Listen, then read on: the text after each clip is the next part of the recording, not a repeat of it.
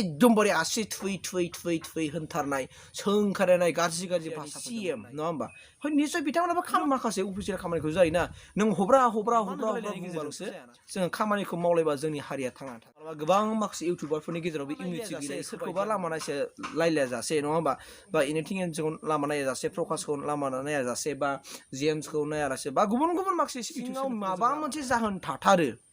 नङाब्ला टेलेन्ट गैया खोमा हयथ' लेंलेस ना मा होनो बेखौ ओंखायनो माब्रैबा जों बिसोरखौ बेनिफ्राय लानानै गुबुन मोनसे जोंनि हालामफ्राव दोनफैनो हायो नामा बेनि पलिसिखौ इभेक्सन खालामनाया जाहैबाय मा दिनैनिल' बाथ्रा नङा स्पेसियेलि जाथिखौ नायनानै इभेक्सन खालामनाय बेबायदि मोनसे माबा गैया आरोखि बिटिसिखौ सासन खालामदोंमोन हाग्रामा महिलारि सारा बिपिएफजों माने कंग्रेस गभर्नमेन्टजों एलायन्स सरकार दादोंमोन बै समनि सरकारा बै समाव मोनसे स्ट्रिक्ट डिसिसन लानो हादोंना हायाखै बा सरकारखौ प्रेसार खालामनो हाखोना हादिया बिनि आन्दोआव मा थानो हायो जों बेखौ दांग्रोमबोनांगौ आरोखि ओरैनो जोङो हब्रा गारमा जिरायलायनानै मालाबा एबसुखौ माने गुवाहाटी बरबारिनि जाथाय जे गुवाहाटी बरबारियाव दिनै गोबां बर' फिसाफ्रा आलाय सिलाय जानांबाय खुलुमबाय लोगोफोर साफ्रोमखौबो नैबे आंनि चेनेलाव बरायना लाग्रोबाय स' दिनै आं नोंथांमोननि गेजेरावहाय बे आयदानि सायावनो रायज्लायनानै फैदों स' नोंथांमोनहा मोजाङै गोसो होनानै खोनासं दिनै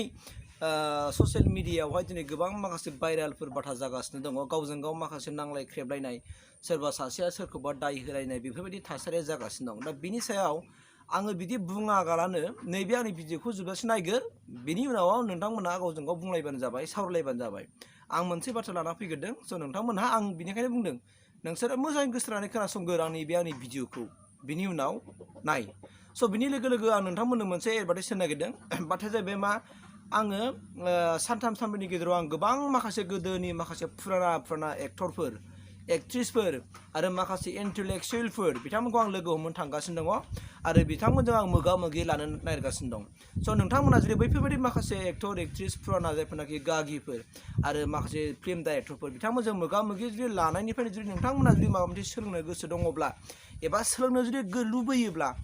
गोबाव खालामाब्लानो नैबे आंनि चेनेलखौ साबस्क्राइब खालामनानै लागोर बेनिफ्राय बेल आइकनखौबो थुनानै हो अब्लानो जेब्लानाखि आं भिडिअ आपल'ड खालामगोन नोंथांमोनानो सिगांग्रो बयनिख्रुइबो माने सिगांसिन नायनो मोनगोन स' फैदो आं बेखिनिखौ बुंनानै होबाय स' आं स्टार्ट खालामसै बाथ्राया जाहैबाय मा जों बयबो मिथिखागौ बेखौ दुलाराय दिनै जोंनि आसाम हादोराव जोंनि आसाम रायजोनि आरो बिनि अनगायैबो गुबुन रायजोनि मानसिफ्रा दिनै मिथिखायो इभेक्सन खालामनाया जाहैबाय मा दिनैनिल' बाथ्रा नङा इभेक्सन खालामनाया जाहैबाय बै समनिफ्रायनि बाथ्रा बाट इभेक्सनखौ मानो खालामो जों निस्सय मिथिगौ आरोना बावहाय अबेबा मोनसे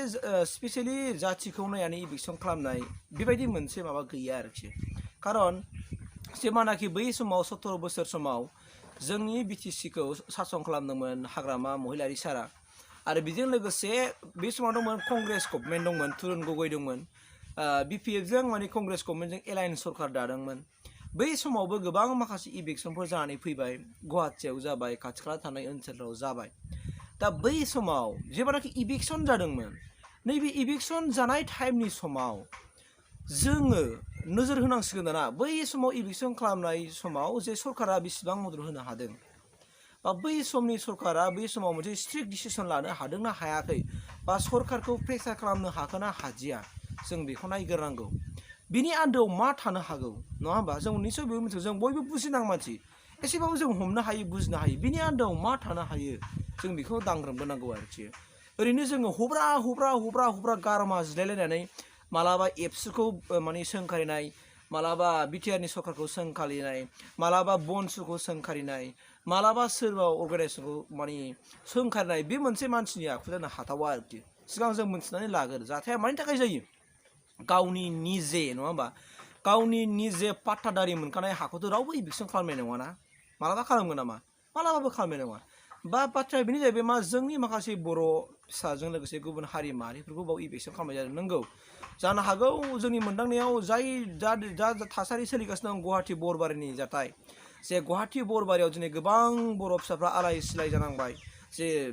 बिल्डिं लुदोंमोनब्लाबो दिनै 20 लाख 30 लाख 40 लाखनि बिल्डिंफ्रा दिनै सिफाय जाजोब्बाय खुनु जेबो नटिस होआलासेनो दिनै इभेक्सन खालामबाय खोनानो मोन्दों जे थांनाय 2007आवहाय इभेक्सन खालामदोंमोन बेखौ जे बे समावनो अब्ला जोंना सरकारा दंमोन बिटिसि गभर्नमेन्ट दंमोन आरो बेजों एलायन्स सरकार दंमोन होनना बुङा कंग्रेसआ अब्ला बै समाव सरकारा मानो मावनो हादिया मानो मावनो हायाखै निश्चय बेनि आन्दोआव माबा मोनसे दङ ना बुंनो हाथावखौबासो बुंनो हायो बुंनो हाथावै नङैखौथ' बुंनो हायाना बे बाथ्राखौ जों मिथिनांगोन मानोना जोङो सोरखौबा डाइरेक्ट आसि थुनानै बुंबा जानाय नङा मानोना जों बयबो बुजिलायखागौ दा बेनिखायनो जोंहा दा मोनसेल' राहा लानांसिगौ बेनो जाहैबाय मा जोंनि माखासे जोंनि बिटिआरनि गभर्नमेन्ट आरो आसामाव जायफोरनाखि दा एमएलए मन्थ्रि जानानै दङ आरो जायफोरनाखि माहारियारि संगठन जेरै जों बर' थुनलाइ आफाद दङ माने जोंनि एबसु नङा होमबा माहारि आफाद आरो दा जोनोम मोननाय बनसु बिथांमोना ज' खौसेयै जों दा सानज्लायनांसिगौ आरो सानज्लायनानै गमामा जुदि बै जायगायाव बरबारि गुवाहाटियाव जुदि पारमानेन्ट जुदि दोननो हाखालाबा बै मानसिफोरखौ लाबोनानै जोंनि ओनसोलफ्राव बबेबा मोनसे थावनियाव बबेबा मोनसे जायगायावहाय जोंनि बिटिआरावनो बिसोरनो हा एसे होनानै थांनानै थानो हानायनि थाखाय बेफोरबायदि मोनसे सुबिदा खालामनानै होजायो नामा जों बेखौसो दा नायनांसिगौ दाना जुदि बेबायदि खालामाबा जों गावजों गाव बिदि माने सैमानि फौ फौ फौ फौ सोंलाबाय थाबा जानाय नङा आरोखि मानोना जों बयबो बुजिनां गासिबो साननो माने हनो गोरोंखा आरो मानोना जायफोरनाखि बिबानाव थायो बिसोरसो मिथियो दिनै एबसुनि खामानि मावगासिनो दं दिपेन बर' सार बिथाङासो मिथिगौ दिनै जायनाखि बिटिआरनि चिफ प्रमद बर' बिथाङा खामानि मावगासिनो दं बिसोर मिथिगौ दाना आरो जायफोरनाखि जेनेबा दा माने बिजेपि सरकारजों एलायन्स जानानै इउपिपिनिफ्राय गोबां माखासे एमएलएफोर दंसै बिथांमोनाबो बिबानाव थानाय हिसाबै बिसोर गावसोरसो मिथिगौ सिङाव मा खोथा दङ नङा होमबा दा बेफोरबायदि खोथाखौ जों मिथिया हसिया जों सोरखौबा सोंखारनो हायाना आरो दिनै जों मिथिनांगौ जे जायफोरनाखि रिसेन्टलि गोदान जोनोम मोननाय बनसु बड'लेण्ड स्टुडेन्ट इउनियन बिथांमोनाबो लासैनो मिथिलांसिगोन बिनि सिङाव मा फेक्टर थानो हायो दा बै फेक्टरखौ मिथियालासेनो जोङो सोरखौबा थोंजों आसि थुयै थुयै सोंखारिनाया बिराद गिदिर माने भुल जायो आरोखि जेन'बा हमना लादो जों बै समाव माने बिपिएफ सरकारखौ हयथ' निस्सय जों रावबो जेबो बुंबोआखिसै बै समाव बिथांमोना सेटेलमेन्ट खालामनानै होबोनो हादिया जायनि फलाव जों नैथि खेब आरो फिन इलेक्सन खालामनांगौ जानानै फैबाय आरो थिग बिदियैनो दिनै मा खालामबाय इलेक्सन जाबावनाय लोगो लोगोनो बै थांनाय सरकारखौ जेबो बुङाबालासिनो दानि जेनोखि सरकार सोलिबाय थानाय बेखौ आसि थुयै थुयै थुयै दिनै बुंगासिनो दङ बेथ' मोनसे जुक्ति नङाना मानोना जों मानो गावजों गाव बेफोरबायदि नांथा जालायनांगौ दरखार दं मालाबा सोरबा इउटुबारखौ रायनाय सोरबा इउटुबारखौ सोंखारिनाय फैयाखै मायाखै होननाय बेफोरथ' मोनसे माबा नङाना दा जों एसे बर' जाथि हिसाबै जुदि जों इउनिटि दङब्ला मानो गावजों गाव आसि थुयै थुयै माने जों सोंखारलायबाय थादों जायसो जे खामानिखौ मावनो आवगायो जाय जे बिबानखौ लायो बिथांमोनासो फुरा मिथिखायो मा फेक्ट थानांगौ सिङाव गोरलै नङा बुंनायावसो गोरलै खिन्थु प्रेक्टिकेलि मावनायाव बिराद गोब्राब खामानिफ्रा मिथिबायना बुंनायावलाय मा हायो ओरै मावनांगौमोन थुमुक मावनांगौमोन होननानै बुंनो हायो नाथाय जेब्लानाखि नों खुद गावनो प्रेक्टिकेल मावगोन बा खुद गावनो जेनेबा दायथ' लानानै मावनो थांगोन अब्लासो मिथिगोन बोरैनिफ्राय मा जेंना फैगोन मा माने हेंथा फैगोन बेखौ सोर मिथिनो दिनै नोंथांमोनाबो मिथिगौ बयबो मिथिगौ दिनै जोंनि बिटिआर हालामावबो मिथिबायना बिटिआर हालामावबो गुबुन जाथि हारि माहारिफोरनि जों लोगोसेयैनो दिनै माखासे ट्राइबेल हारिफ्राबो जेन'बा इभिक्सन खालामनांगौ माखासे एरियायाव बिराद दंसै इभिक्सन खालामजाहां जानानै दङ निस्सय बेखौ माबा मोनसे बुङोब्ला बा ओरैबा मा प्रेसार फैगोन निस्सय बिसोर सरकारासो मिथिगौ बेखौ जाय बिबानाव थानानै दिनै खामानि मावगासिनो दं बिथांमोनासो मोनथिगोन दा स' बेनिखायनो आं बेखौसो बुंनो नागिरदों जोङो जायनाखि दा गुवाहाटि बरबारियावहाय दिनै बेफोरबायदि थासारि जानानै थांबाय दा होनना बुंदों 50 न'खर बै 50 न'खरखौ जोङो दिनै लाबोनानै बबेबा जोंनि जायगायाव माने दोनफैनो हायो नामा बा जों दा नुनो थांदों आरोना जोंनि माने बिटिआर हालामाव माखासे फरेस्ट लेन्ड एरियाजोंहाय एसे हाफोर दङ बेवहाय दिनैनो माखासे एसे माने सोरबा बुहुद फाननाय मानायबो सोलिगासिनो दङ दा बैफोर जायगायावनो सरकारा बैफोर हाखौ माबा मोनसे कब्जा खालामनानै बैफोर जायगाफ्रावनो दोनफैनो हायो नामा बै 40 न'खर मानसिफोरखौहाय निस्सय जों बिनि राहा लामासो जों लानांसिगौ दा बेराफारसे जों बिदि गावजों गाव आसि थुलायबाय थानाय जोङो जेबो माबा लाब गैला बा नङाबा सोरखौबा नोङो बिगाब रायोबा सोरखौबा नों बिगाब बखिबा बेहाबो गोसोआव दुखु थागोन ना बिबा बिथ्रा सिंजों मा सानगासिनो दङ मा मदद होनो हायो आं माबोरै मदद होनो हागोन आं माबोरैबा बिथांमोनखौ रैखाथि होनो हागोन निस्सय बिनि गोसोआव सानगासिनो दङ बा मावनायनि माखासे प्लेन पलिसिफोर लागासिनो दङ दिनै जानाय लोगो लोगो हाखु दाखु थांथारनानै जे माबा खालामनांगौनो बेखौ मदद खालामहैनांगौनो माबा खालामहैनांगौ बेथ' नङाना माखासे पिक्साराव नुजायाबाबो माखासे इन्टारनेलि माखासे जेनेबा प्रेसार होयो मालाबा सरकारखौ प्रेसार होगोन सोरखौबा प्रेसार होगोन दा बेफोरथ' खामानि मावनाय ना पिक्साराव थांबाल'थ' जाया नङाना माने इन्टारनेलि गोबां माखासे खामानिफोर थायो हयथ' निस्सय बेफोरबायदि खामानिखौ दिनै जायफोरनाखि बिजेपि सरकारजों एलायन्स जानानै दिनै माने सरकार सालायगासिनो दं निश्चय बिथांमोनाबो बे खामानिखौ दिनै मावगासिनो दङ एबा मावदों होननानै आं सानो आरोखि दा जों बावहाय जों गावजों गाव माबालायनाया माने मानसिनि बेयो आखु नङा आरो हाइएस्ट नोंहा जुदि मदद होनो हाथाराव जुदि माबासिम जयगथासिम दङबा नोंथाङा थांनानै मदद खालामनो हायो बावहाय खुनु माने गैया बाहाय उमुगा फैयाखै नामा उमुग इउटुबारा फैयाखै नामा उमुगा मानो फैयाखै उमुगा मानो दै गरसेबो होलाङाखै बेफोरबायदि होनलायनाया एसे बोरैबा एब्राप्टलि जायो आरो माने अड जायो आरोखि बे बाथ्राफ्रा मानोना जोङो बावहाय नों आं सोरखौबा एंगारनानैबो जों थांनानै थानो हाया नङा होमबा गासैबो संगठनखौ जोंनो नांगौ सोरबा बबेबा मोनसे संगठनखौ एंगारनानैबाबो जोंनि माबाया माने जाथिखौ माने लांनायावहाय गोब्राब जायो आरोखि दा बे खेथ्रआव जोङो गावजों गाव माने बखिलायनायखौ एसे जोङो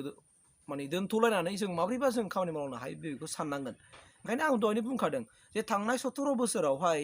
बे समाव इभिकसन जानाय माबा मोनसे आरो दाङाबाजिबो जादों हारिबारिनि गेजेरावहाय बे समाव इभिकसन जानाय आरो दाङाबाजि जानायावहाय थांनाय सरकारफ्रा माबायदि मदद होनो हादों हायाखै जों बेखौ नोजोर होनांसिगोन दाना बेराफारसे बे समाव जेनेबा एफसाबो मावदों नङा मावाखै नङा मावदों आरो जेनेबा बै समाव जेनाखि बिटिसिखौ जाय सायदोंमोन हाग्रामा महिलारि साराबो निस्सय खामानिखौ मावदों सायाव बे फिक्सारि मावाखैबा बे इन्टारनेलि सिंजों माखासे माने सरकारखौ प्रेसार होदों नङा होमबा आरो सोरनिबा थ्रयै माबा मोनसे मुवा बेसादखौ निस्सय बिसोर हरदों आरो बैसोर माखासे आलाय सिलाय जानाय जोंनि बर' फिसाफोरखौ बा जोंनि बर' बिमा बिफाफोरखौहाय गुबुन मोनसे जेनेबा दाबसे जायगायावहाय माने शिफ्ट खालामनायनि जेनेबा सिटिंफोरबो खालामाखै नङा खालामदों होननानै जों बुंनांगोन दा बेनिखायनो जोङो माखासे जोङो समखौ नेनांगौ जानानै फैयो स' बेनिखायनो सम फैसान्दिनि गेजेरावनो जेन'बा जायफोरनाखि मदद होनो हायो दिनै होनो हागोन बा होनांगौ होननानै आं सानो आरोना जेन'बा आंहा दिनै जयगथा दंबा आंबोथ' हैनो हायोमोन दिनै जों नुदों जेनेबा बिनानाव फुजिया दिनै गोबां माखासे 1 लाखनिबो बारा रांनि बिथाङा दिनै दख'ना आरो गामसा बायनानै हैदों बिथां प्रकाश नार्जारि बिथाङाबो दिनै गोबां माखासे दै बथल बायनानै हैदों जों नुदों दिनै एनिथिं एमजि बिथांमोनाबो हैदों बा बिदा गिदिर जेम्स बिथांमोनाबो दिनै हैदों आरो दिनै बनस'नि बड'लेण्ड स्टुडेन्ट इउनियननि बिथांमोनाबो थांनानै हैदों आरो माखासे जोंनि बिटिआर हालामनि माखासे कन्ट्रेक्टर अर्गानाइजेसननि प्रेसिडेन्ट बिथांमोनाबो थांनानै हैदों बा बिदिनो गुबुन माखासे जायफोरखौ जों मिडियाआव नुवाखै नङा होमबा निस्सय बिथांमोनाबो हैदों जोङो दिनै बिदा गिदिर जों प्रान्जलखौबो नुदों बिथाङाथ' बाहायनो थाबाय थादों होनना बुंदों दा बिदिनो जोङो जा हायो जाय जेरै गोसो बाहाय जों रावखौबो लामा नायगौनि गोनांथि गैया माने सम जानाय लोगो लोगोनो सम लानानै बिथांमोना बेफोरबायदिनो जों गावजों गाव एसे जाथि जोंनि बर' हारिनि जाथि हिसाबै जेखि जायगायावनो थायाथों मानो जों हायोबा नोंहा जुदि जैगथा दंबा मदद होनो हानायनि नोंहा जुदि केपासिटि दङबा बाव हैनो हायो दा बाहाय जों सोरखौबा सोंखारलायनांगौ गैया नांगौबा नों हाम्बोल नङा होमबा गुरैयै जोङो बुंनांगौ बा खावलायनांगौ रिकुवेस्ट खालामनांगौ मानोना मानसि हिसाबै मालाबा बबेबा खामानियाव बेस्थ' जायो मालाबा सोलाबा बाट जों बेनि गेजेरावनो एकदमबारे आसि थुयै होनथारनाय सोंखारायनाय गाज्रि भाषाफोरजों बुंनाय बे मानसिनि आखुआव गोलैया आरोखि ना नायानावथ' बयबो नायखादों दिनै नोङो दिनै सरकारखौ बुंदायनो हाया दिनै आसाम सरकारजों थाफानानै दिनै इउपिपिनि जायफोरनाखि जेनेबा एमएलएफोर बा जायफोरनाखि बिटिआरनि सिएम नङा होमबा निस्सय बिथांमोनाबो खामानि मावदों बिथांमोनाबो सिं खामानि मावगासिनो दं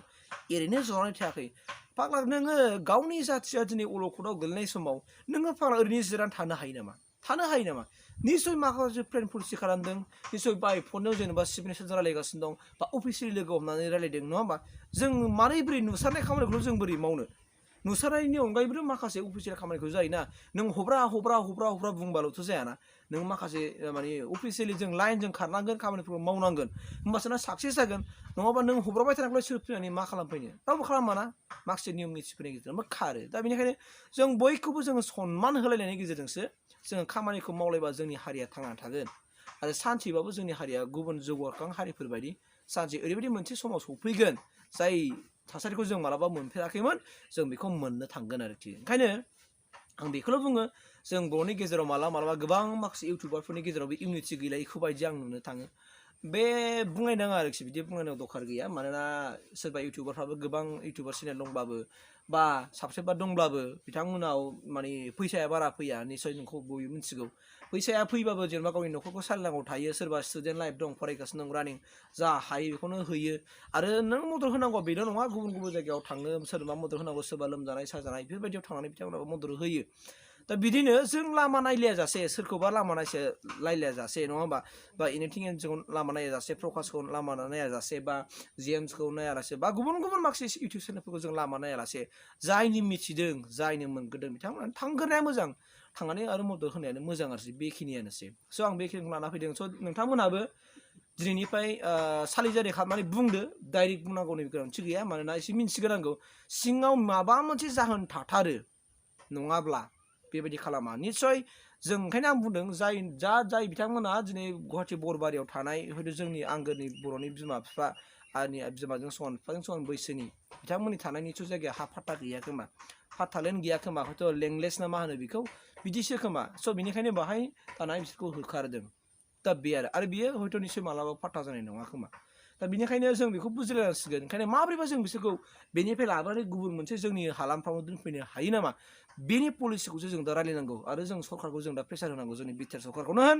बा स्टेटनि एमएलए फोरखौनो होन जों प्रेसार होनांगौ आरो बेसो बाथ्राया स' थेंक इउ